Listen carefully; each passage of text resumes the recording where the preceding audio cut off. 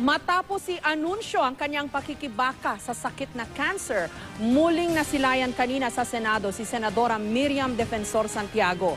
Pero uminit ang ulo ng senadora at nag-walk out sa pagdinig ng Commission on Appointments.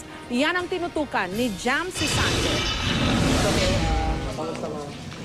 I am ready to punch my enemies in the nose.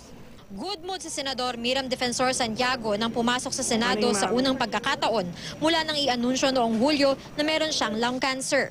Pero nag-ibang ihip ng hangin nang pamunuan niya ang Committee on Foreign Affairs ng Commission on Appointments. Tumawag ng kanyang atensyon ang napalakas na boses ng aming kameraman. Lumabas ka nga. Now, will you make him go outside and teach him manners, then let him come in. Now! Maya-maya, uminit muli ang ulo ni Santiago nang igiit ni Ilocos Norte Representative Rodolfo Fariñas na hindi sila maaaring magkumpirma ng appointment hanggat wala ang mayorya ng mga miyembro ng komite. Anong problema mo?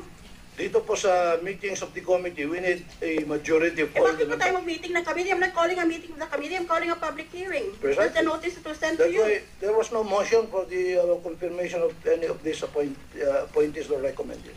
Madam Chair, may I move to suspend before we vote? You're questioning my authority. I walk out of this meeting.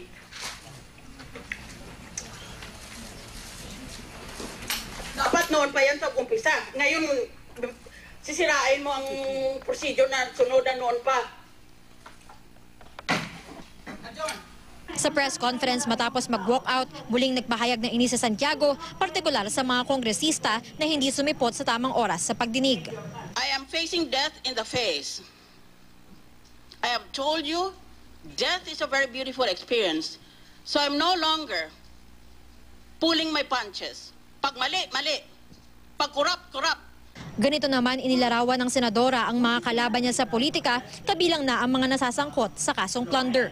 For all those jerks in government who are my enemies, I repeat, they are the reason why God created the middle finger. Sabi ni Santiago, gumaganda ang lagay ng kanyang kalusugan dahil sa patuloy niyang pag-inom ng pills na lumalaban sa kanyang cancer. 80% ng araw ng kanyang cancer cells, wala na. Pero may pagduruguraw ang kanyang mga kamay at paa, nanalabo ang mata at masakit din daw ang kanyang katawan. Kung makamit niya ang full recovery sa katapusan ng taon, posible raw na tumakbo siya sa pagkapangulo sa 2016. Only my body is sick of cancer, not my brain. Unlike other people who have brain cancers and continue to hold public office.